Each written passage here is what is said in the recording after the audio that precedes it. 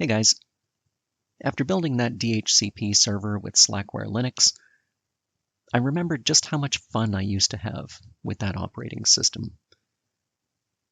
I've been using FreeBSD almost exclusively for the last 10 or 12 years now, but before that, I ran Slackware on the desktop for about 10 years. So I figured it might be fun to install an old version of Slackware. I have Slackware 4.0 from 1999, so let's dive right in. Now I've already booted from the installation floppy and given it the root floppy when prompted.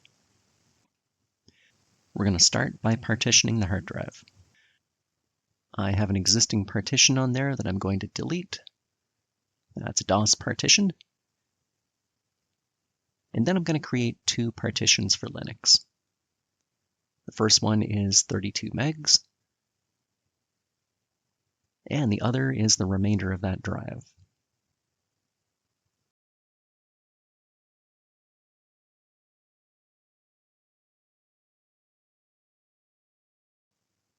Okay, so we've got HDA1 and HDA2.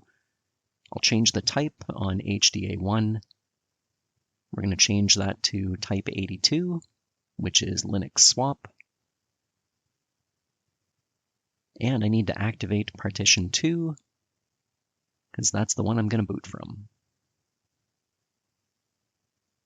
So let's write that information, and then we'll pop into setup. Now it's surprising how little the Slackware setup has changed over the years. If you looked at a modern version of Slackware, this installer actually looks pretty much identical.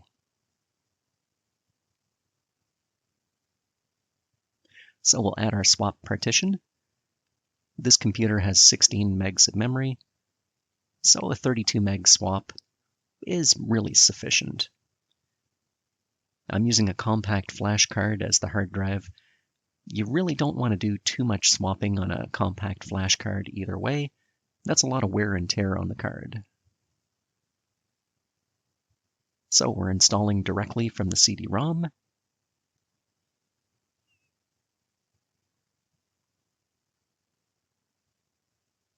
And I'm going to select which packages I want to install, which in this case is pretty much everything. Okay, and let's initiate the installation. So jumping forward a little bit, I'm installing a kernel from the CD-ROM, and now we'll proceed with system configuration. Now I already have a boot disk. If you're doing this at home, I strongly recommend making a boot disk. Things can and will go wrong during the installation of an old Linux like this.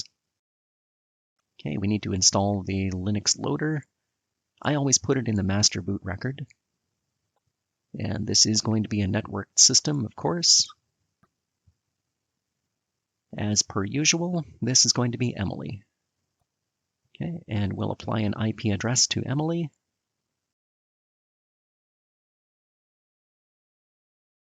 Okay, specify the default gateway so we can reach the outside world.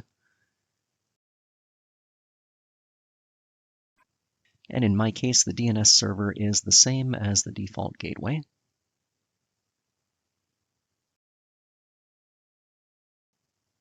Okay, I have a serial mouse on COM1.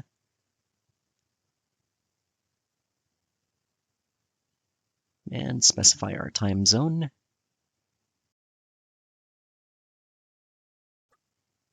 And setup is complete. Now, if there was any issue during the install, this is where you'd really want that boot disk. Now, as with any Unix-based operating system, at this point you really should create a non-root user for day-to-day use. You should only log in as root for maintenance and configuration of the system. But we do have some configuration we need to do. ifconfig does not show that we have an Ethernet card. Now that's no great surprise. it didn't load the module for that 3COM Ethernet card. So I'll just mod probe that. And let's check again.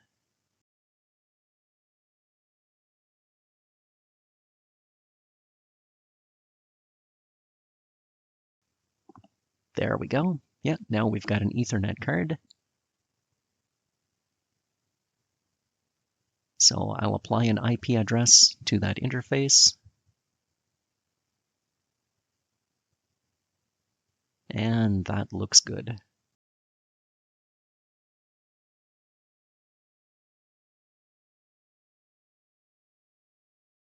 So we need to make sure that that module is loaded on boot. Otherwise, the system will not see the network card.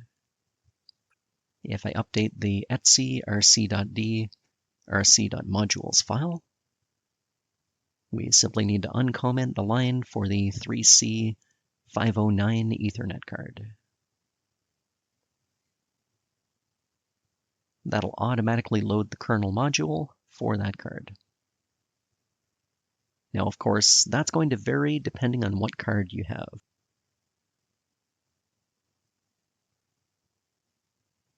And while we're here, I'm going to load another module, the RARP module. I actually need that for another project that I'm working on with this computer. And that one was not specified in the rc.modules file, so I'm just going to add it in here myself. Always a good idea when you add something like this or make any sort of change, drop a note in the config file just for future reference. Yeah, it's easy to forget modifications that you've made along the way. And now for the fun part. I want to try and get the graphical interface up and running. Okay, so I'm going to run the xf86 config.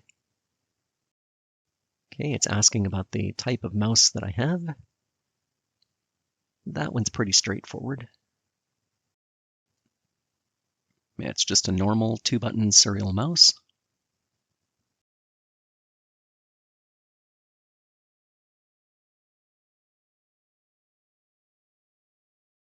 Yeah, I'm not going to do anything strange with the keyboard. We need the horizontal sync range of the monitor. Now, imagine being a home user back in the late 1990s, early 2000s, being asked about the horizontal sync range of your monitor. It's not exactly information that your average home user would have had at hand.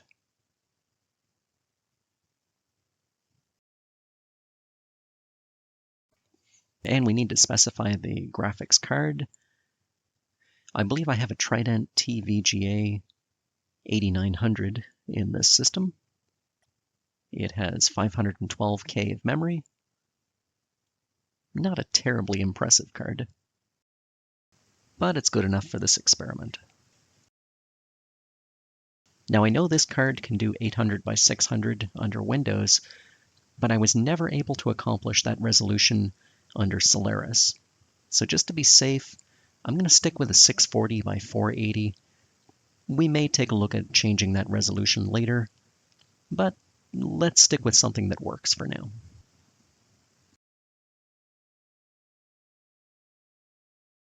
And we've got a GUI.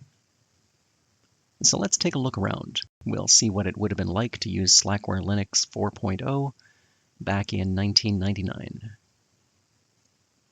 Now, bear in mind, of course, this is all running on a 486 DX33 with 16 megs of memory. For 1999, that would have been a very old system. So this is not really a fair test of Slackware Linux or of the computer itself. Now, the installation actually gave me the option of using KDE. I figured that would be a little bit too heavy for this system.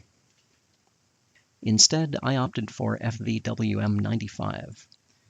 This is a special version of FVWM that's been customized to look very much like Windows 95.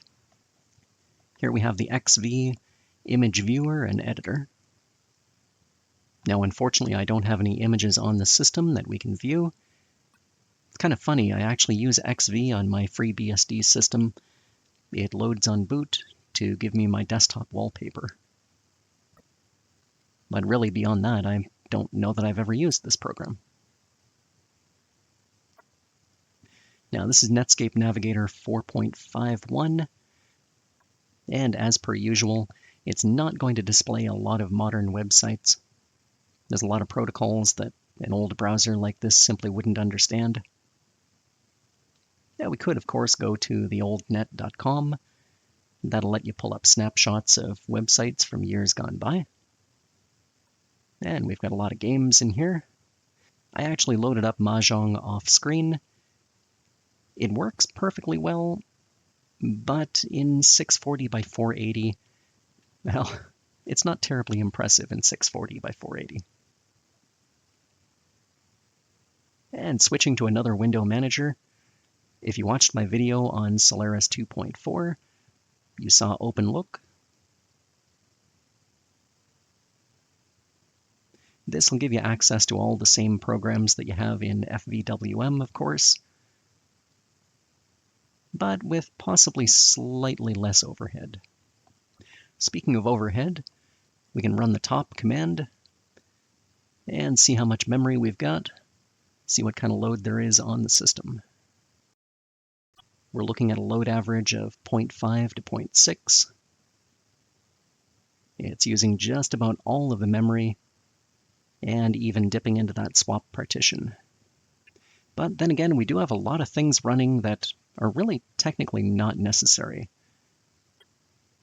If I do a netstat -an, that'll show us the open ports. And you can see we've got a telnet server, FTP, as well as a web server. I remember in my third year university, a friend of mine built a web server. It was a 386, I think it was a DX25, may have even been an SX. Had 4 megs of memory, and it was running Slackware 2.2. Now that may be an interesting idea for a future video, replicating exactly what this guy did. So I have some plans for this system. I'm actually going to be building a Solaris network installation server. If I remove the GUI and turn off all the unnecessary services, this should be a very capable little server. So if you enjoyed this video, please feel free to like and subscribe, drop a comment down below, and as always, thanks for watching.